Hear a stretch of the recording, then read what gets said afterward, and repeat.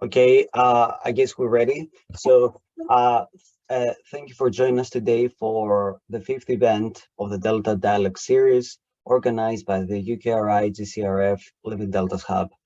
I'm Dr. Angelo Sochars from Durham University, and I will be introducing today's seminar. The Delta Dialogue series aims to promote interdisciplinary and international dialogue on crucial sustainability challenges affecting the world's deltas. We try to build knowledge and networks by bringing together speakers from different sectors and contexts to share their expertise and to reflect upon the complex socio-ecological challenges facing deltas today. Our goal is to strengthen partnerships in delta research, governance, and policy at a regional and global scale. Today's event is entitled Locally Led Adaptation: Is it a way forward to achieving delta sustainability? Barriers, challenges, and opportunities. Interventions into climate change adaptation have been on the rise over the past decade. The recent and emerging scholarship on locally led adaptation argues that adaptation needs to be locally led, not just limited to communities, in order to be effective and sustainable. Locally led adaptation occurs when local communities, community-based organizations, citizen groups, local government, and local private sector entities at the lowest administrative structure are included as decision makers in the interventions that affect them. If locally led adaptation is the next frontier, then what are the barriers and challenges that we'll face, and what are the opportunities it will bring in the River Delta's context, as well as in the context of the SDGs commitment to leave no one behind? Our moderator today is Dr. Jack O'Connor, who is a senior scientist at the United Nations University Institute for Environment and Human Security in Bonn, Germany. He is an ecologist specializing in how coastal and marine ecosystems are interconnected with disaster risk. He currently works with the Living Deltas Hub on co-developing a framework for improving SDG implementation in vulnerable socio-ecological systems in Asian megadeltas. Jack, the floor is yours. Thank you so much, Angelos, for that introduction, and it's a pleasure to be here today with our esteemed panel. And thank you to everyone that's joining us today. If you're joining this webinar, it's likely that you have an interest in locally led adaptation or sustainable development or both. And I just wanted to say the reason that we're holding this session of the Delta Dialogues series on locally led adaptation today relates in part to some of the work that we're doing in the Living Deltas Hub project on assessing the localization of the SDGs, the UN's Sustainable Development Goals, in delta areas in South and Southeast Asia, and the challenges of making a global framework like the SDGs work or be useful for sustainability in the local context. I'm hoping that the dialogue with our expert panel today will build our understanding of the role and opportunities in relation to locally led adaptation. And I don't want to take up too much of their time, but just before we start, just a few housekeeping things. The webinar will be recorded and it may be used on our website and can be sent to attendees afterwards. If you have any questions that come up while you're listening to our panel, please type them in the Q&A section and we can try to get to them towards the end of the seminar. Each of our panelists will be given a 7-minute window to present. Please try to stick to this so that we have time for questions at the end. So after the presentation, we'll have a discussion focused on question and answers and more of a dialogue. So without further ado, we'll jump to our first speaker, Dr. Anne Vu. She's a research director at the National Centre for Social Research in London, and she's an alumni of our Living Deltas Hub project. Her research centres on the connections between environmental change, risks, vulnerabilities, and human well-being. She has a wide-ranging practitioner background as well in policy-relevant research and community building, with nearly 20 years of experience working with multilateral, bilateral donors, multi-level governments, and national and international NGOs. Anne, the floor is yours. Thank you, Jack. Thank you for such a very kind introduction. Let me share my screen. Okay, okay, here.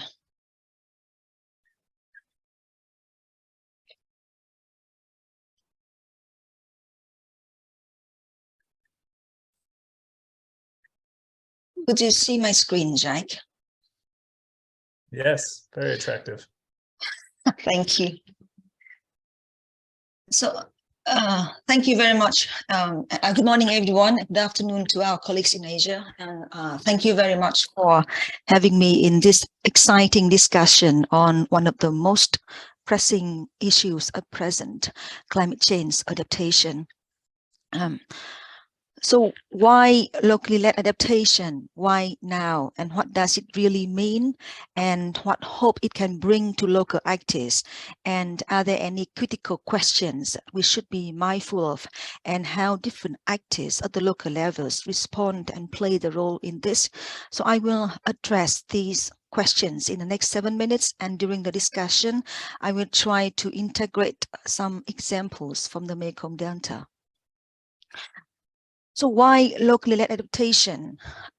We know that climate change is fundamentally a question of justice, and the people who are least responsible for climate change are having to bear unequal and disproportionate burdens of the impacts, and in many cases of the solutions as well. And these impacts are exacerbated by structural injustices driven by race, class, caste, gender, ethnicity, and so on. And existing research shows that adaptation efforts have not always been effective. And in several cases, these efforts end up making things worse, which we call maladaptation. So why maladaptive outcomes happen? Because the first reason is adaptation is not seen as a social political process, but simply a highly technical intervention. And this technical approach alone will not be sufficient and unable to address the underlying causes of vulnerability, where we overlook the social and power relations. In the Mekong Delta, for instance, the Delta waterscape has been heavily interfered and exhausted by the state engineering mentality, coupled with its limited knowledge of the Delta ecological systems. So instead of living in harmony with natural floodings, the state has imposed its political intention of controlling the water for agricultural production and extension. And the Delta, as a consequence, has been converted from a traditional society to a modernized hydraulic society, and its physical landscape has been transformed over time. And the second reason is that the existing strategies do not put local vulnerability context and local agency at the center of the interventions. And these adaptation decisions are mostly made in top-down manner, driven by sectoral interest, lack of understandings of the local interest, of local specificities, and lack of attention to the social values, beliefs, and perspectives. And all of these local specificities are an important aspect of the vulnerability context, but they are ignored in many adaptation efforts. So to avoid maladaptive outcomes, locally led adaptation has been advanced in the hope that these problems will be addressed or at least minimized.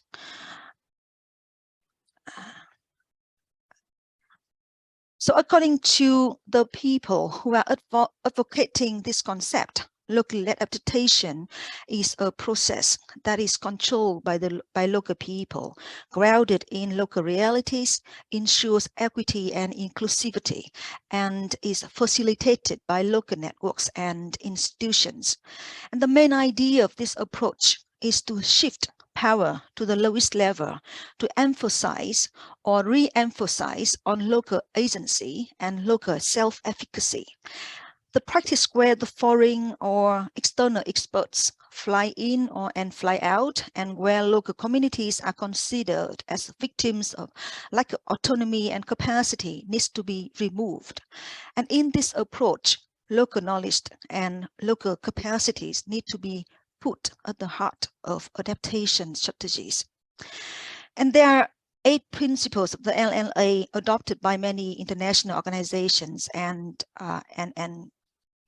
governments, but time is limited, so I will not go into detail of these principles. In the last 1 or 2 minutes, I would like to draw the attention to some critical questions around this concept.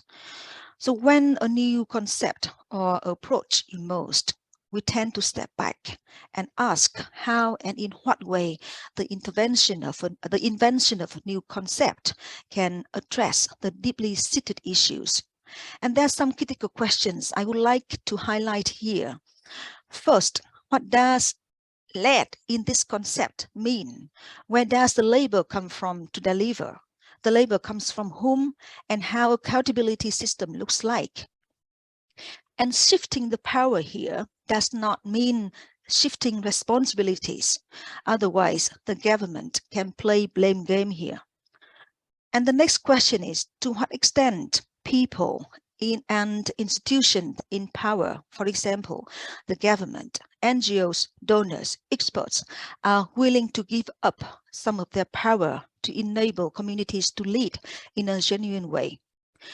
And last, what might a new landscape of responsibilities, authority, and power look like? And where do diverse actors fit into this new landscape? I hope that I managed to finish my presentation within 7 minutes, and I should leave it here. And I'm looking forward to your questions in the discussion. Thank you very much. Thank you so much, Anne. You're well under time. You did super well. Thank you. And you also raised a lot of interesting questions that we can add to the discussion afterwards, depending on what we get from the audience and etc. Really thought-provoking. Thank you. We will jump through to our next speaker and honor Anne's commitment to stay on time, Laila Mehta. Laila is a professional fellow at the Institute of Development Studies. She's trained as a sociologist and has a PhD in development studies. Her work focuses on water and sanitation, forced displacement and resistance, climate change, scarcity, rights and access, resource grabbing, and the politics of environment, development, and sustainability. So her expertise is really focusing at this nexus relevant for locally led adaptation. Thank you very much. The floor is yours, Laila. Thank you. Thank you so much for this invitation. And I thank you, Anne, for the brilliant start, because I think a lot of things you mentioned are issues that are very relevant, and you've set the framing very, very well. And I might use a bit of your time, actually. So I'm representing the Tapestry project, which worked across India and Bangladesh, and it was funded by the Transformations to Sustainability program. And we were looking very much at how transformation can arise below in marginal environments in India and Bangladesh. And the idea was really to look at transformation beyond something that is incremental, but actually something that transforms the system, the status quo, addresses power relations and structural issues that Anne already mentioned. Because we know that climate change requires changes that are deep and all-encompassing. Can you see my screen okay? Yes. Yeah. Okay, so we were asking whether uncertainty can actually be an opportunity for transformation. And one of our sites was the Sundarbans. We took a transboundary perspective, and here are all the colleagues who actually should be making the presentation, because these are colleagues in West Bengal and in Bangladesh who actually have been working in the Delta. And we were working really with some of the poorest and most marginal people in some of these most marginal environments. And obviously the Sundarbans is one of them. And climate change isn't a distant threat, it's an everyday reality. And as Anne said, our focus really was on looking at questions of local agency, trying to build on that, looking at place, embedded knowledge, meaning, and creating hybrid alliances to try and facilitate some of these processes around transformative change, around locally led adaptation, etc. Now, obviously, the Sundarbans is India and Bangladesh, and usually they're seen as separate. So one thing that we tried to do in our project was try and advance the idea of the unified Sundarbans, because ecology and rivers know no boundaries, and obviously they're culturally very similar. They've been inhabited only for about 300 years by different groups. They've created a syncretic culture where the goddess Bonbuibi is venerated by all Hindus, Muslims, etc. But some of this is being undermined because of radical Hindutva, Islamism, etc. So some of the syncretism is actually being undermined. And now disasters know no boundaries. Obviously, the state is very, very different, the role of the state in India and Bangladesh, and that was also very interesting to examine. Bangladesh is leading in climate adaptation. We were privileged to work with Professor Salim al-Haq and in ICAD and colleagues, really leading locally led adaptation, whereas in India, it's been a far more top-down approach. But our whole idea was looking at transformative alliances between different actors, and I'll talk about that in a minute. Now, we know this is a very active delta. It's a climate hotspot. There's a lot of contestations around causality. Is it climate change that's causing the changes or not? Because, you know, there's also tidal waves, there's geomorphological changes, rivers draining their basin, and climate change interacts with so many other changes, port development, etc. And as Anne has already said, there's enough examples of maladaptation, top-down adaptation, really focus on engineering works, construction, the whole politics around embankments, etc. And you see these breaches in embankments. You build on local knowledge and you focus on sort of locally appropriate bunds, or do you do these kind of massive engineering works? So there's all kinds of questions. So I guess the whole thing about co-production is really, really key. Hybrid alliances in locally led adaptation, where you get different actors to work together. So in Tapestry, we got civil society, donor agencies, community alliances, and we really got scientists, researchers, local researchers, as well as the ones based in UK, Norway, etc., to work together on these issues.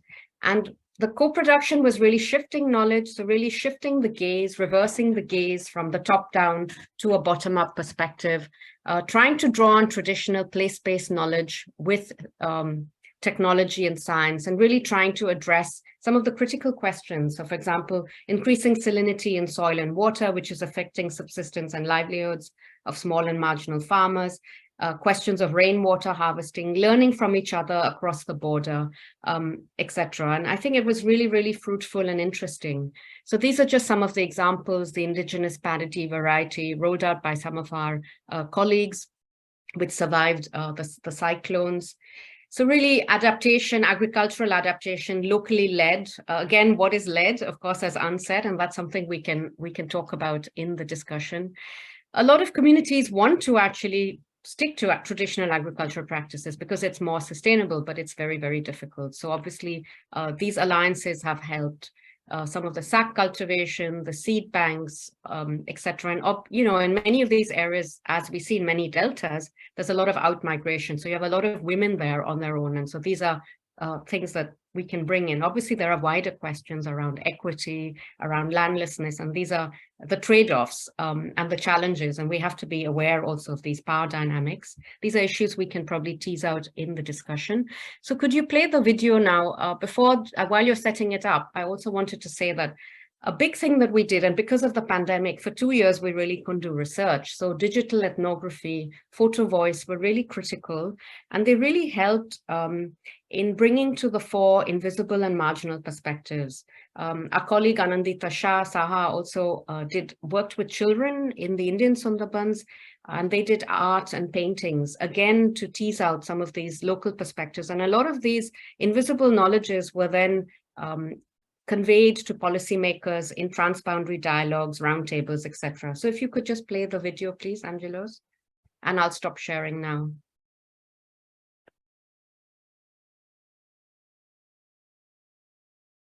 এই ব্যবস্থা করে থাকেন।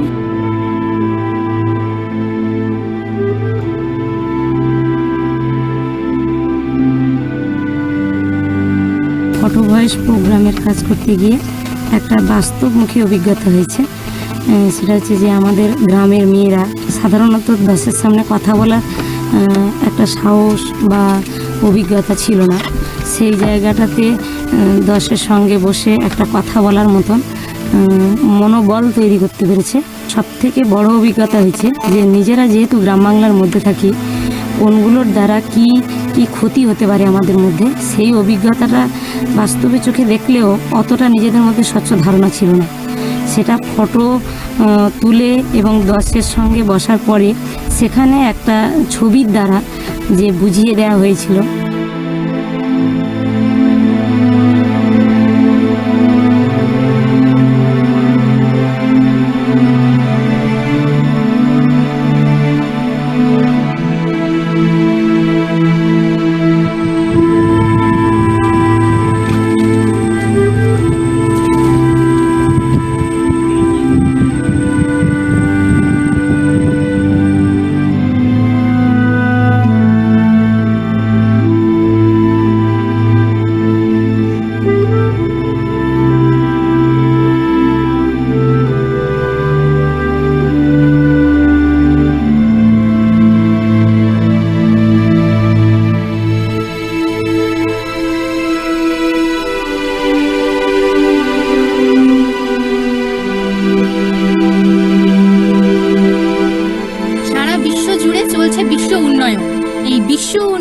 কবলে পড়ে আজকের এই বিশ্ব উষ্ণায়ন। তার প্রমাণ আমরা পেয়েছি বিগত কয়েক বছরে সমুদ্র উপকূল অঞ্চলে বিভিন্ন ঝড়, আয়লা, সুনামি, পিয়াজ, আমফান, বিভিন্ন রকম ঝড় দেখা দিয়েছে।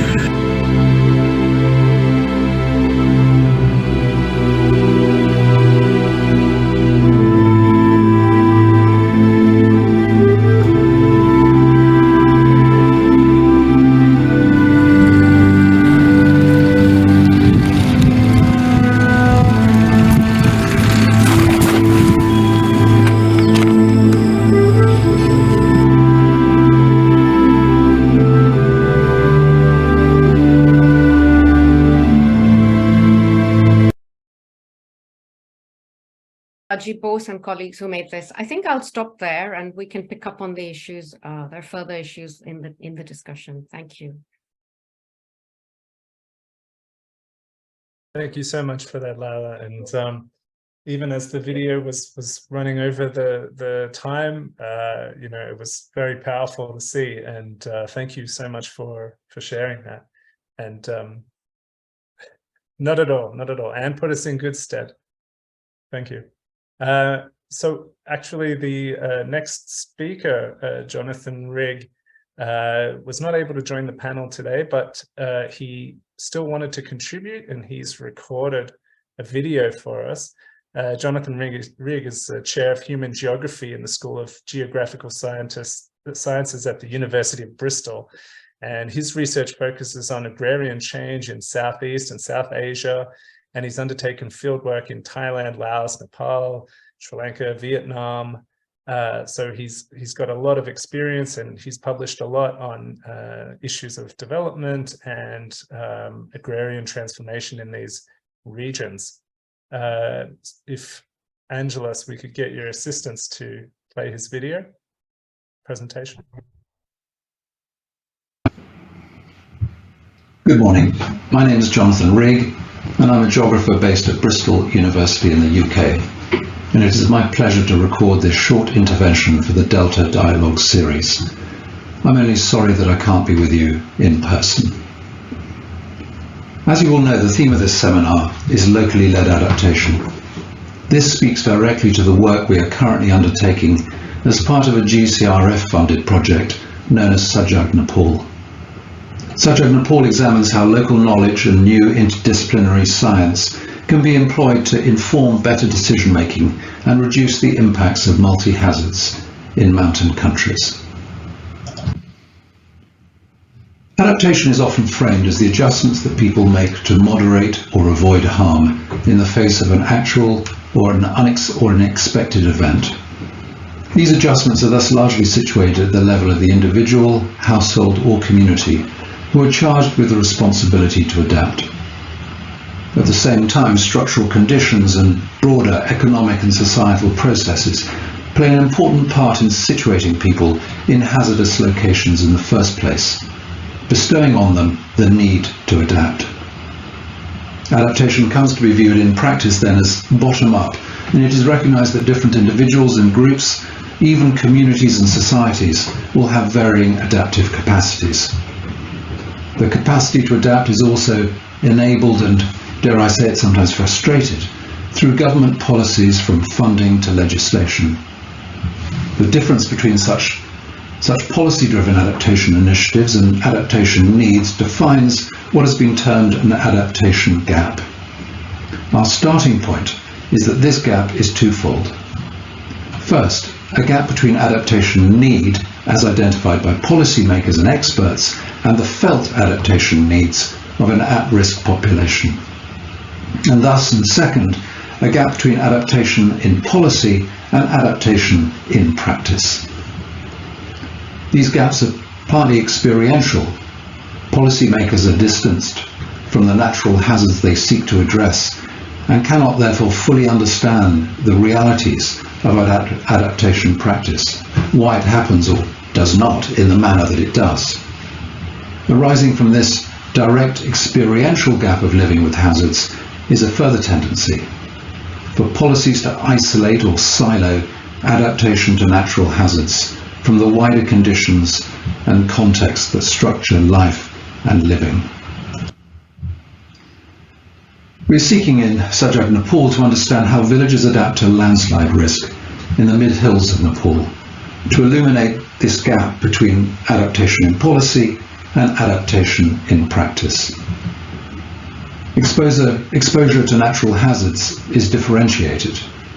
Most obviously, such exposure has a spatial dimension. Living on a steep hillside susceptible to failure or next to a river prone to flooding, some places are riskier than others.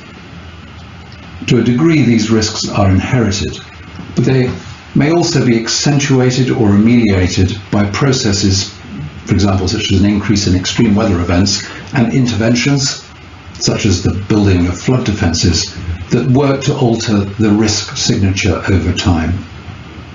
People living in such risks-prone spaces thus not only have to adapt in the face of inherited risks, of which they may have a memory, either individual or community, but also respond to new risks. In our Nepal field sites, residents have always lived with hazards. The area is tectonically active, exposed to weather extremes, and cut through by steep slopes and unstable mountainsides, and hopefully you can see that in the slide here. Floods and landslides are common, and the 2015 Gorkha earthquake within most people's memories. These hazards sit alongside other threats to livelihood and lives, from crop failure to unemployment, food insecurity, and serious illness. Furthermore, there is a future-inflected aspect to such threats. Populations are not just managing in the present, for the present, they're building futures, often intergenerationally.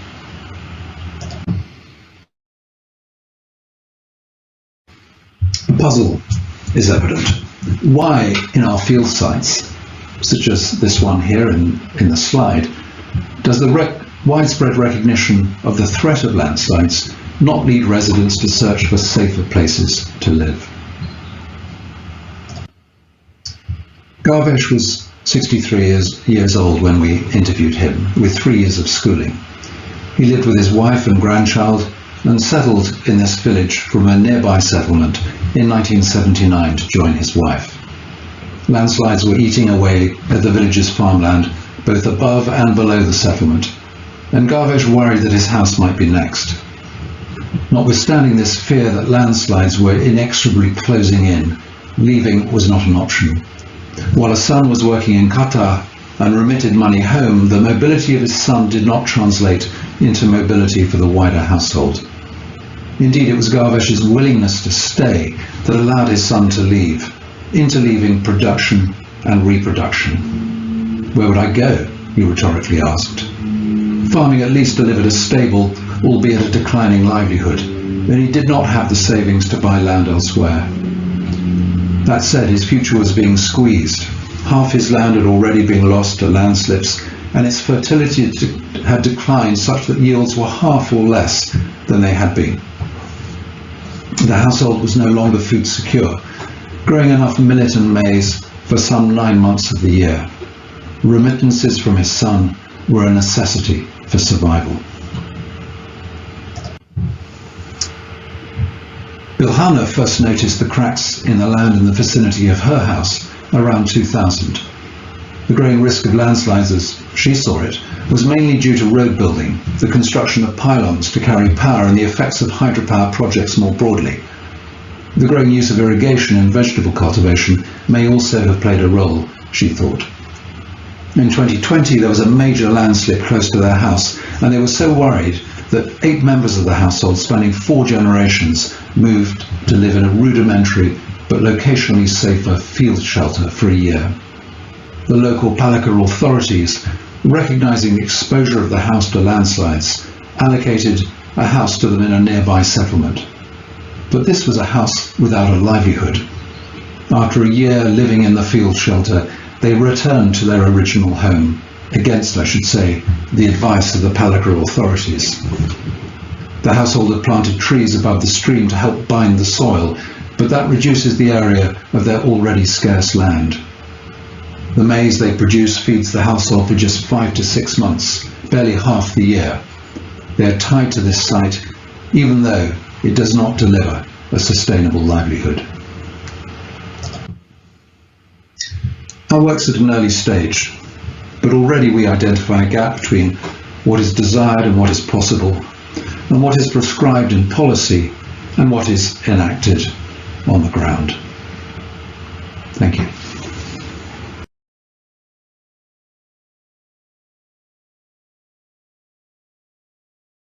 So even though Jonathan's not here with us today, we still thank him a lot for that really interesting presentation with a lot of footage from the ground, really putting a human face on some of the issues that we're here to talk about today. And I also wanted to remind anybody who might be trying to ask questions through the chat. The chat function is not enabled for questions, rather the Q&A function. So if you have been trying to ask your questions, please go to the Q&A function and type your questions in there. So our final panelist for today is Anju Sharma. And Anju is the global lead on locally led adaptation at the Global Centre on Adaptation. She's been the Deputy Director of Oxford Climate Policy and Head of the Policy and Publications Unit of the European Capacity Building Initiative. She's an associate with the Stockholm Environment Institute that we do a lot of work with here in the Living Deltas Hub. And she's been a consultant with the International Institute for Sustainable Development. And she's a visiting fellow at the International Institute for Environment and Development. And we really look forward to hearing from her today. Anju. Thank you, Jack. And thank you, Holly Angelos, for inviting me today. So locally led adaptation, I mean, it's a new term, but it's not a new concept. It's something that we've tried very hard to do in the past decades in the context of development and struggle to do it. So, and the reasons are multiple. They're global, they're national, they're local. There are, issues at each one of these levels that we have to quickly come to grips with, because we're now in this situation of urgency where, as Anne said, the people who've contributed least are going to suffer the most due to climate change. So we've got to bring the learning that we've had in the development context into the adaptation context. And the story I have for you today is not from a delta, I'm afraid, but it's from a slum in Nairobi, Kenya, Mukuru, some of you may know. It's a fairly big slum, about 400,000 people live there. And the work that was done in Mukuru in the past 3 or 4 years, it builds on learning that has taken place over decades in Asia, in other parts of Africa, mainly through the Slum Dwellers International, and then finally in Kenya, in Mukuru, because the context was right. It's really shown us the way ahead on what locally led adaptation can look like and answer many of the questions that we've struggled with in the past. Like, what is a community? How do you engage communities that are already sort of struggling for time, don't have time for processes like this? How do you sort of start talking to them about risk and issues that are not their immediate sort of, it's not something that they usually have time for. So I'm going to start by playing a small video, which I hope will work. Is that going to work? No, I'm sorry. I'm going to have to go out and share again.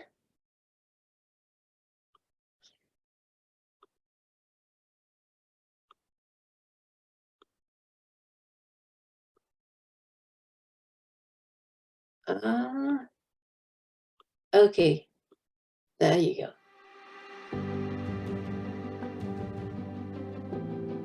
I hope that's playing. Looks good, Andrew.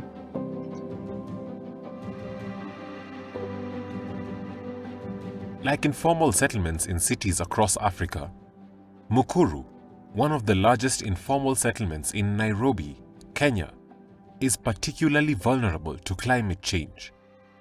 This is due to its environmentally fragile location, high levels of poverty, and political and institutional marginalization, resulting in the absence of risk-reducing infrastructure and support to cope with shocks. And the story of Mukuru is a story that needs to be written, because Mukuru is the only place you pay to go to the toilet.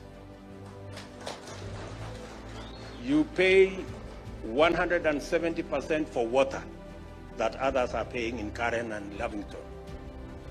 You pay more for electricity than in any part of Nairobi. And yet, these are the people who are the bottom of the pyramid.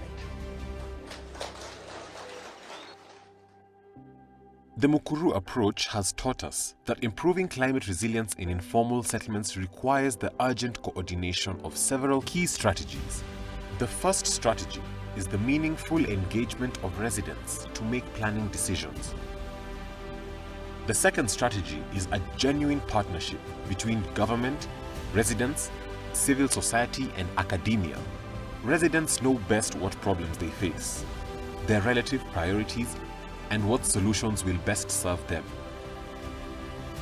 The third strategy is rethinking conventional planning approaches and legislation to confront the vulnerabilities and resource scarcity in informal settlements. The fourth strategy is recognizing the interdependent, multi-sectoral challenges faced in informal settlements. Improvements in no one sector alone can solve them. It is crucial to develop sectoral plans in tandem.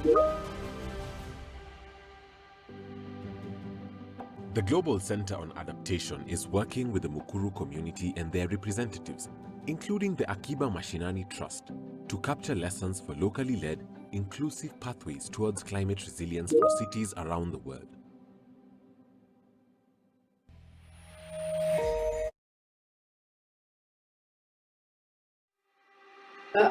No, that's not meant to happen. There you go.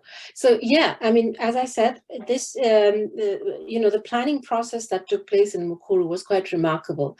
So the community in Mukuru came together in the first instance to fight the threat of eviction, because they were constantly being threatened from being evicted from this land, which is private land. It was given as political largesse in the 70s and 80s. And so they hired lawyers, they formed, there were NGOs in Mukuru that were helping the residents fight eviction. So they moved on from that to realizing that, that they need to come together to address their lack of public services and their vulnerabilities. And in fact, they at that point, Kenya had a new constitution with a big focus on empowering local government.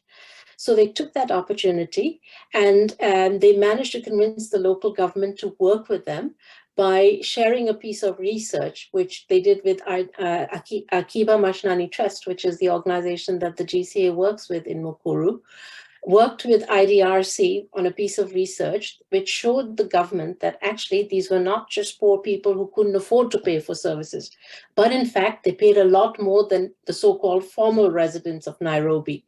So they paid 170% more for lower quality services than the rest of the city, 4 times as much for water, twice as much for electricity, 20% more for rent, and the informal economy was estimated at 59 million annually. So this convinced the government that, they could provide public services that the residents would pay, but also it was because of the push for devolution at that point.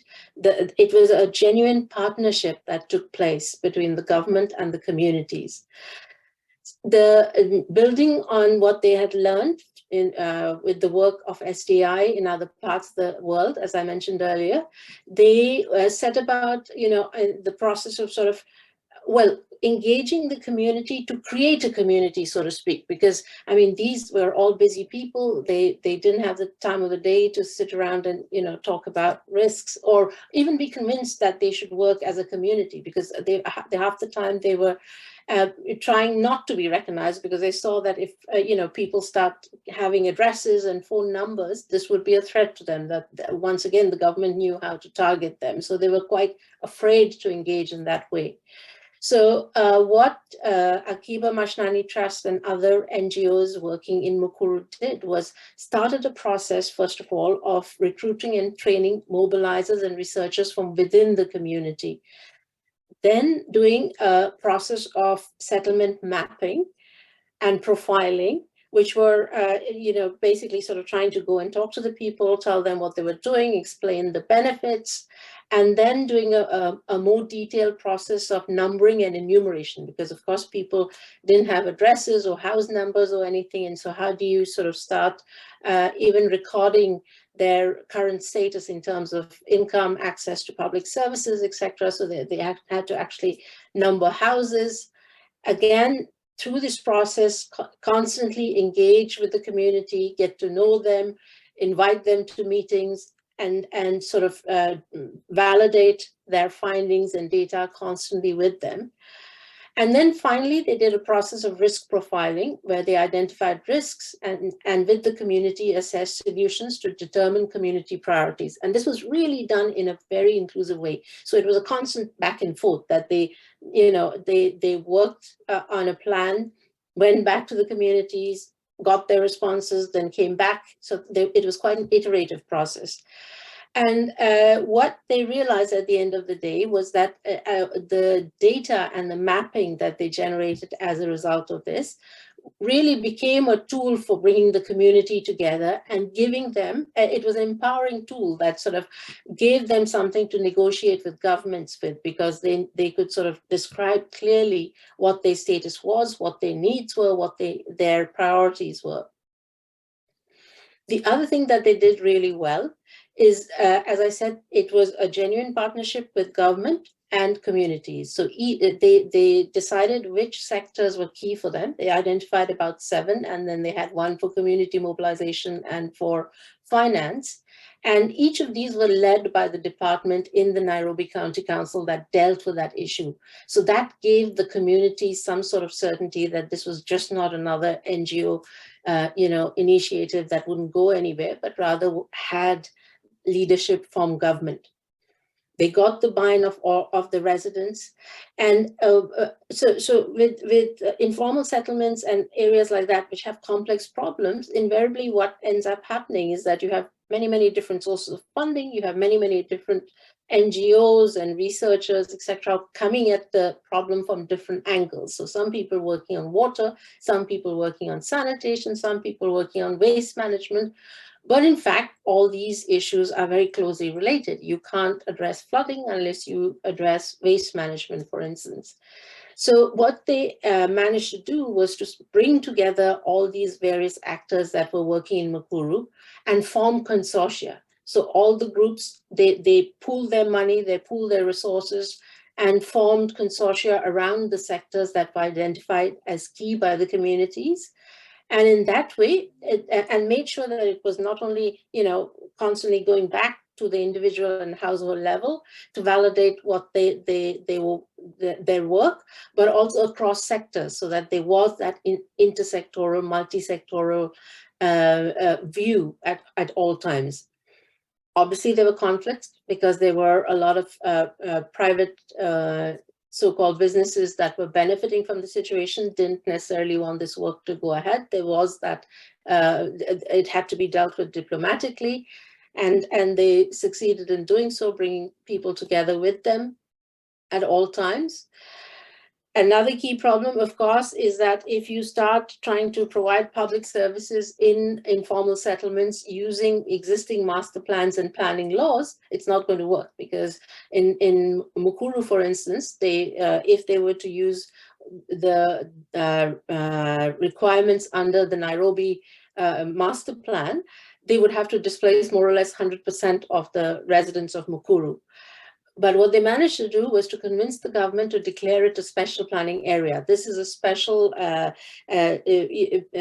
regulation that usually applies to industrial areas, but they managed to get the government to apply it here, which meant that they could be flexible with the laws. So they didn't have to have roads that were as wide, or sewage pipes or water pipes, etc., that were as wide. So they really had to rethink planning regulations. And also, the way they provide services, the service delivery model. So there was a lot of rethinking of approaches that we sometimes take for granted, that, they're non-negotiable. So, I'll stop there, but these were the special planning area team. You can find a lot more information, because what we've done is over the last year actually documented each one of these steps in a guide based on Mukuru, that we hope will inform our work in other, not just informal settlements, but I think even national governments have a lot to learn here from the way they did multi-sectoral planning. But of course, that is much easier at the local level, because communities don't see issues sectorally, they see them as tied together. We've also launched, the Global Center on Adaptation has launched a global hub on locally led adaptation, where we have lots of interesting stories. We had awards last year as well. So you find the winners of the Local Adaptation Champions Awards. But I'm happy to answer questions. I'll stop there, Jack. Thank you.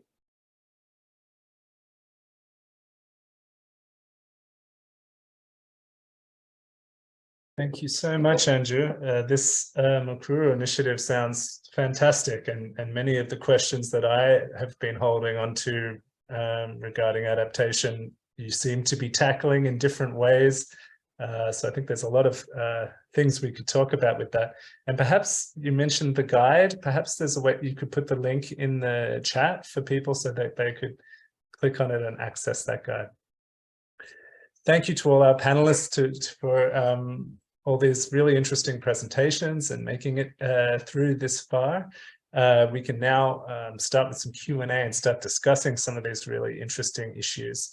And I see some questions have also been coming in the chat. And some of the questions that we prepared beforehand, I think you've already addressed. If I might be so bold, there's one that was coming up during the presentations that seems like a big one that perhaps we could address. And it also links a little bit to one of the questions in the chat from Muhammad Rahman, who's saying that, vulnerable families and vulnerable communities, they need our help. How can we move to getting them to lead how can vulnerable communities and families lead an initiative in terms of organization and funding, etc. And I guess that one of the big questions that came up through your presentation is what is led when we talk about locally led adaptation, and how can we bring vulnerable communities into that leadership position, and what should it look like? Would anyone like to kick off with a reflection?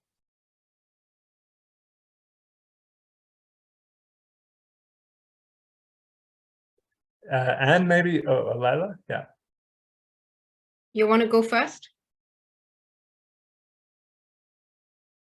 No? Oh, okay. Well, I guess that's a very good question. And, one thing we have to be aware about is we're talking about very vulnerable people, very poor people, very marginalized people. So we can't put too much of an onus on them at one level to save the world, right? So in that sense, we have to accept the issues of climate injustice, climate coloniality, some of the structural problems that exist, the fact that everything will just not be solved through locally led adaptation. There has to be mitigation done by the global north, and all sorts of things have to be addressed by wealthy people addressing capitalist processes, etc. And even in a community, there's power, there's gender relations, there's voluntary labor, there's How do you define the community? So there's all those local dynamics. So I think given all those constraints, both at the local and at the global level, we have to be aware of some of these structural inequalities. And also that it's not just climate change. There's landlessness, there's poverty, there's vulnerability existing due to dispossession. There's all kinds of things happening. So given all that, I guess, for me, it's co-production is really, really important. Bringing hybrid perspectives together, lifting the perspectives of invisible people, marginal users. And I think that's something we've tried to do in Tapestry, and some of the presentations have done that. The use of data can be very effective, using data in creative ways, both lived experience, but also using scientific data to validate local knowledge around certain perspectives, around their use of land, etc. Challenging the politics of knowledge is really important. Challenging governments also, I think, is really important, because governments often really see very vulnerable and poor people as disposable. So, flipping that lens, there's also the question of financing, the prioritization, addressing silos, fragmentation. So I think it's an intensely political process. Let's not gloss over it. Let's not look at locally led adaptation as some big solution, because we have to be aware of some of these structural dynamics. But obviously, locally led adaptation is a way forward compared with a top-down process, which leads to maladaptation.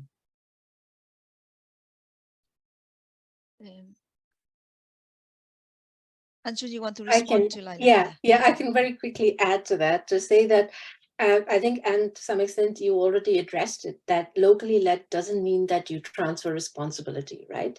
But it's the recognition that the way we've done business in the past has been problematic. It's not addressed the problem. So whether it was under the Biodiversity Convention, the Desertification Convention, the Climate Change Convention, what we've been very good at is building the capacity of international and perhaps national level actors. But we've invested so little in building local level capacity.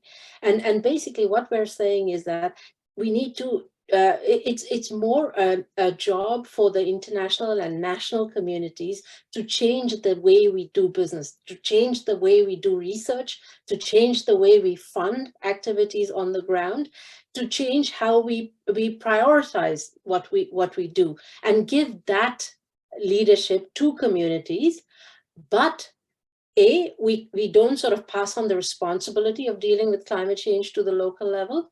And B, we give local communities the help, support, finance, etc. that we need. And this is what we mean when we say transformational change, right? We need to transform the way we've been doing development in the past. And that means that we really need to change processes. We've gotten very comfortable in ways of doing things, and it's not just, it's even national governments. So for instance, when we first tried to say that climate finance, the way it's delivered to countries, needs to be delivered in a way that allows for that kind of local determination, even national governments had trouble getting their heads around it, because they were so used to the ODA model of receiving aid that when we said direct access now means that you can have national level organizations, and enhanced direct access means that you can devolve that further. The uptake was slow. It's building up with direct access, and it's still slow with enhanced direct access. There's a lot of work to be done there. But I think that this sort of transformation needs to happen quicker at every level. So I'll stop there. Yeah, I just want to have a few points to follow Laila and Anju. I mean, they cover very brilliant insights already. So my quick response is that, as Anju said, we have to transform everything, the way we are doing now, the way we are doing research, the way we're providing funding. So in terms of doing research, we always come to the locality with the predefined mindset that local communities are vulnerable, they need support, and we work with them. We do research on them in an exploitative manner. And it is very similar to the donor and funding landscape. So we should trust them. We should identify the strengths, the values, the locally grounded values and perspective, and acknowledge that they bring to to this project, and because they are the one who will decide the adaptation futures, because they are most vulnerable to the climate change. So I think we have to transform the way we are doing the way we do research, the way we do funding, and how can, and co-production, as Laila said, how we can co-produce the knowledge, co-produce the methodology and activities with the local communities to ensure that their dignity and their capacity is put at the center of everything we do.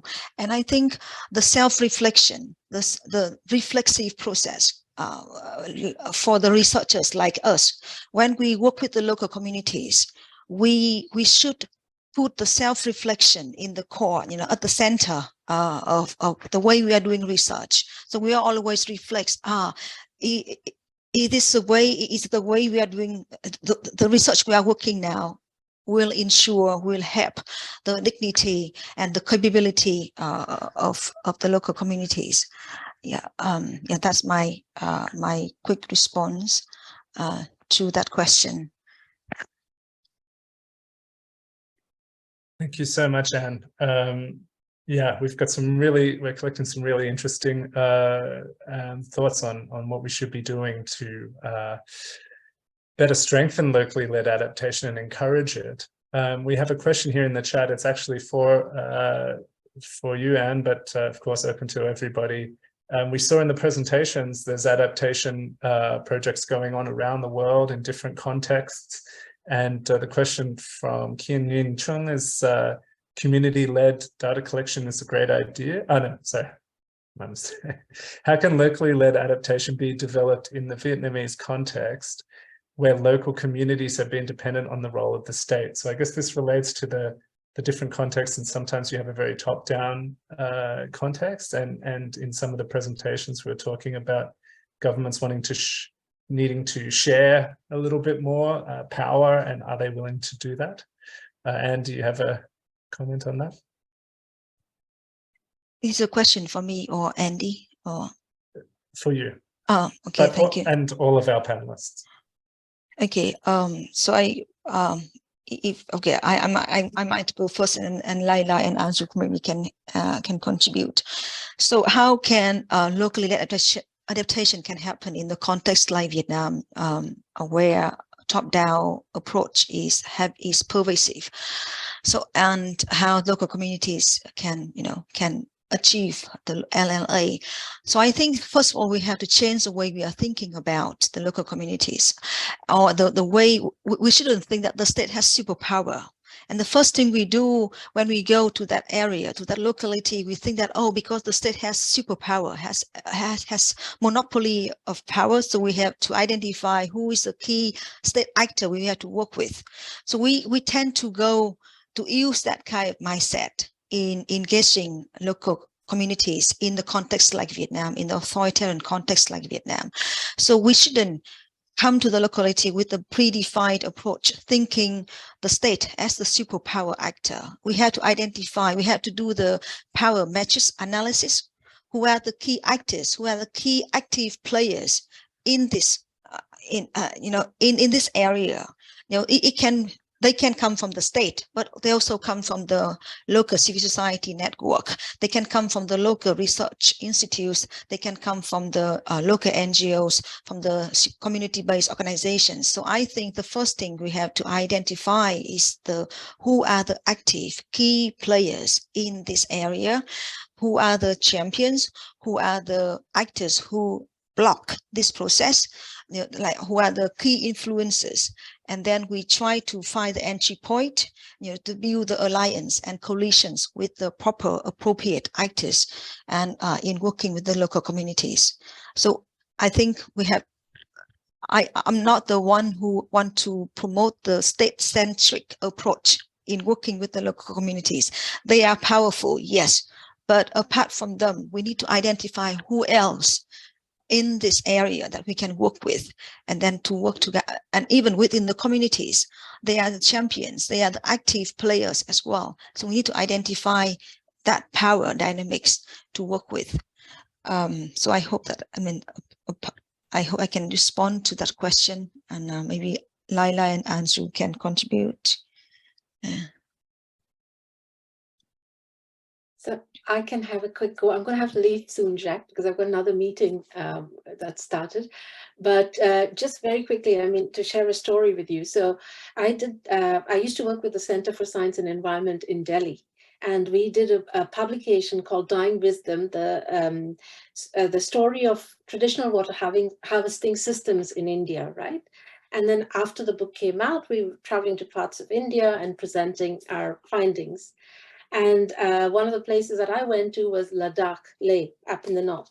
And it was really interesting because they used to have these incredibly complex systems of water management, right? Which were not just the engineering, but the social systems as well. They used to have people who were appointed to avoid conflict over water and things like that. And all of that had fallen by the wayside after independence because of centralization. So basically everybody got to, dependent on centralized water supply.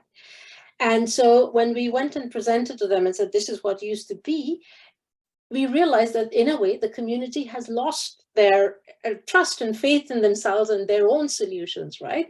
So it's often a question of sort of building that faith and sort of saying that these are issues that you need to be involved in, can be involved in, probably have better solutions for, more sustainable solutions. And then, of course, also recognizing that there are political contexts where it's difficult to achieve that straight away. But what we need to, well, on the one hand, be clear about where we are headed, that if we are to be effective in the adaptation context, it's not just a question of fairness, but it's a question of effectiveness, of, being efficient and sort of effective with the limited resources we have that we hand over that agency. We have to make those arguments better and sort of constantly sort of know that that is the direction we're taking, where at the end of the day, the community needs to take charge of responding to climate disasters or responding to, even slow onset disasters based on their wisdom. So I think that's sort of, and if that's okay, I see another question there, but well, maybe I'll stay another 5 minutes and then go. Yeah. Okay, Laila. I have responded very eloquently. I just wanted to say a few things.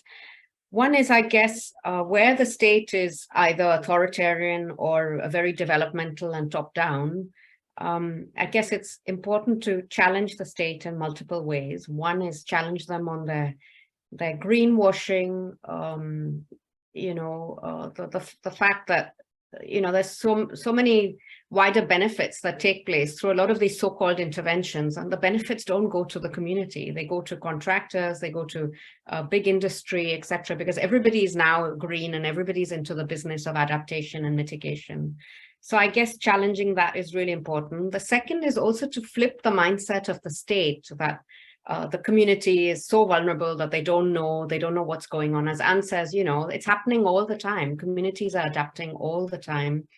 They're building on their experiences. Of course, in the face of radical uncertainty with climate change, there are limits to local knowledge, and we have to accept that. And that's why we really need the co-production and the hybrid perspectives and the hybrid alliances. But often the state is, often so many officials are so ignorant and arrogant vis-a-vis what communities can do and achieve. So I think in Tapestry, using the photo voice, using the children's art, showing them the experiments that were taking place around the salinity-resistant crops, all that really also opened up the perspectives of different officials. And now they're trying to roll out these things. They're cooperating with these different actors. So I guess even holding the state to account in multiple ways is really important, so that communities, we can really get more communities to the fore while being aware about the limits. You don't want to even put too much responsibility on local communities. We have to be aware of the dark sides of that too. Thank you, Laila. Yes, this is something that's been coming up in terms of what can local communities do, what can they achieve, / what can be given to them in terms of guidance. And the theme that's coming up is, as Andy Lurch says in the Q&A, raising their voices and getting them heard by policymakers and government. Angie, thank you for sticking around. Did you want to answer the question in the Q&A? Yeah, sure. It relates to community data collection, which is very important in decolonizing disaster climate studies, in which we give power to the vulnerable. How does this practice help you interpret and analyze data in your studies? Did you collect and colleagues give them the chance to be co-authors in your works? So this is a really interesting question, because that data became community data, right? And this is what SDR does in many of the urban informal settlements that they work on, that the output belongs to the community. And that ownership is really key. When we talk about, for instance, scaling up, right, locally led adaptation and sort of learning from practices, one of the learnings we had in Mukuru is that what happened in Mukuru,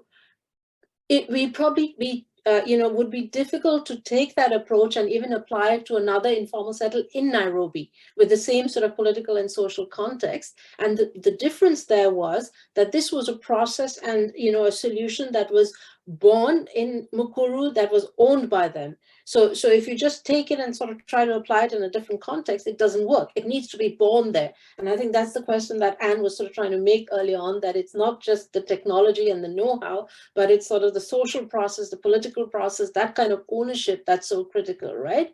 And I think that's what that data does. And yes, definitely, I mean, that data belongs to the communities.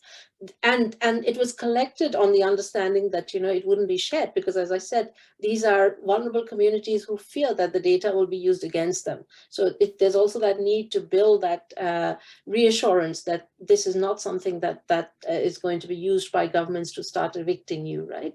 So, but to me, that was a fantastic learning about how data becomes an empowering tool, and a tool for ownership, and a tool for understanding, and, all of that. So, I think that's being used not just in the urban context, but the rural context as well. So I read about some work that's going on around Lake Chad, for instance, where this whole mapping and data collection is being used to bring communities together and to work together rather than fight for resources that are shrinking more and more. So I'll leave you all there, and thank you again so much for inviting me. It's been a really good conversation. Good luck. Thank you. Bye. Thank you so much, Andrew. Thanks for staying longer and giving your brilliant perspectives. We will definitely follow up with you more on this later. Good luck with your meeting. We actually only have a few minutes left, and as we start running short of panelists, perhaps I would go back to one of the questions that we sent out, coming from the perspective of what we're doing in the Living Deltas Hub, trying to find a better way to localize SDGs. So we've been talking a lot about the adaptation and adaptation frameworks, and in terms of development, of course, the two are married in a way. But it's the same ideal. We have a large-scale framework, and it's not connected to people on the ground. Meanwhile, Lila, as you're saying, people on the ground are doing a lot of good things. They're doing a lot of their own practices, and it's not really being connected with these global frameworks. So I was wanting to ask, how could we better integrate these things such that the actions of local people is better connected and better recognized in these global processes?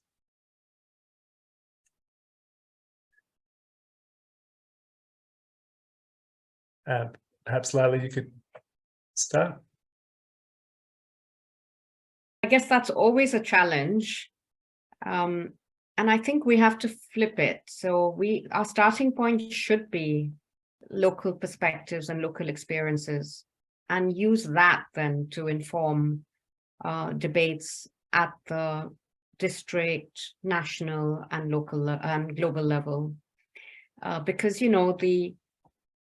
as we know, people at the front line of climate change, the ones who are really affected the most, are the ones who've had the least to do with it. They haven't caused it, and they're the worst affected, but their voices are always missing.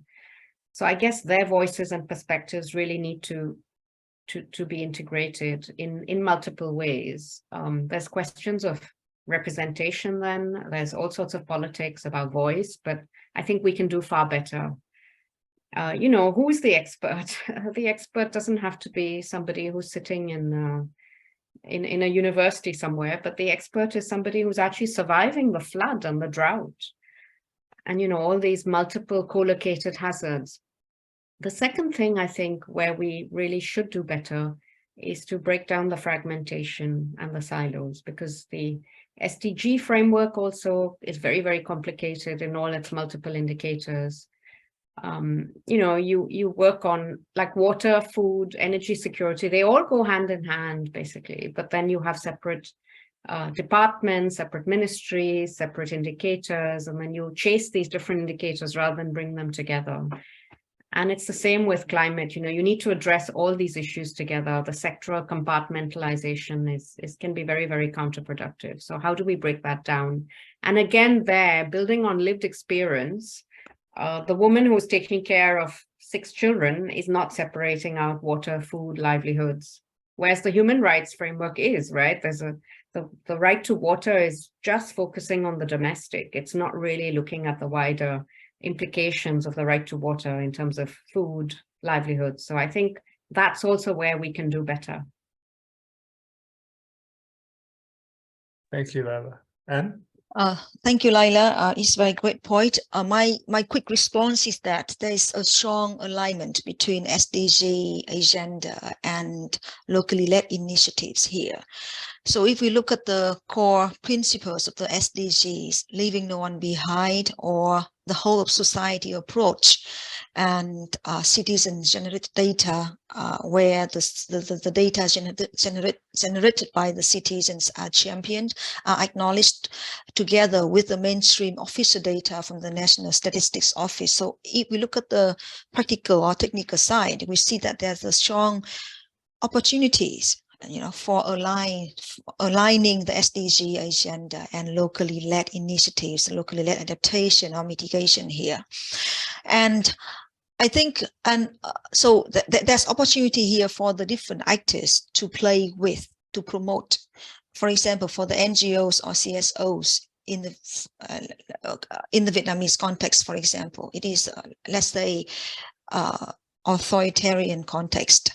So whether the NGO CSOs can use SDG as a safe area to work around, to follow on the one hand, to implement the organizational objectives, but on the other hand, to align SDGs to help to build safety zone, to continue to work with the local authorities and local communities.